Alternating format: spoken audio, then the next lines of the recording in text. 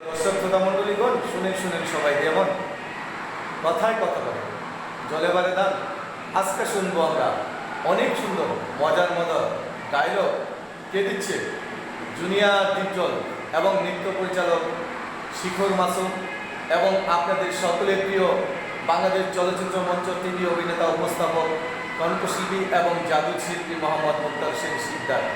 আজকে আমরা যাচ্ছি জুনিয়র ডিপজলের কাছে যে আম্মাজান ছবির মধ্যে ডিপজল ভাই এবং মান্না যে একটি ছবি সিনেমা করেছিল, আজও বাংলাদেশের টেকনাফ থেকে তেঁতুলিয়া, রূপসা থেকে পাতুলিয়া মানুষ ডায়লগগুলো মনে রাখে।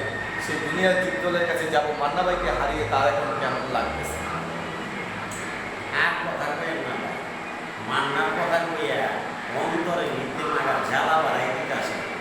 মাগার মায়ের কাছে একজন বলতে সুপারিশকার, যা মান্নার লগে আমার ছুটি অনেক সুন্দর নৃত্য। মান্না গেছে গায়া আইস মাগা আমার মনটা ভিতরে সব করে আসে। আর আম্মাজান ছবিটা সুপারিশকার হয়েছে, অনেক সুন্দর ফাটাফাটি হয়েছে। ওইটার ভিতরে মেন চরিত্রটা মিলিয়নে হয়েছি, সবাই ভালো লাগছে।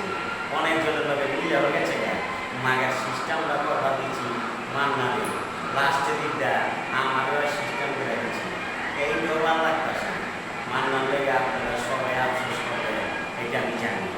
মাগার আমি ডিপজল আপনার মাঝে আছি, চিন্তার কোনো কারণ নাই, কোনো কারণ নাই। আপনাদেরকে আর কিছু করা বাকি আছে বড় ভাই? অবশ্যই বলার আছে।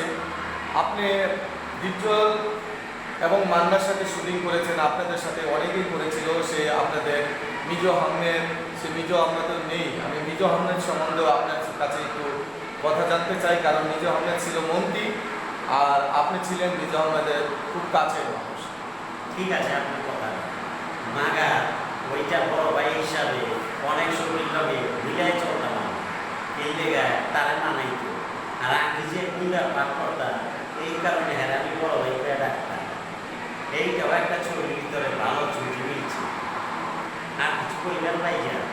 ধন্যবাদ ধন্যবাদ ধন্যবাদ জুনিয়র ডিপজলকে। আসলে চ্যানেলটা আপনারা সবাই সাবস্ক্রাইব করবেন, লাইক শেয়ার কমেন্ট করবেন এবং ডিপজলের পাশে থাকবেন। ডিপজল কিছু বলো।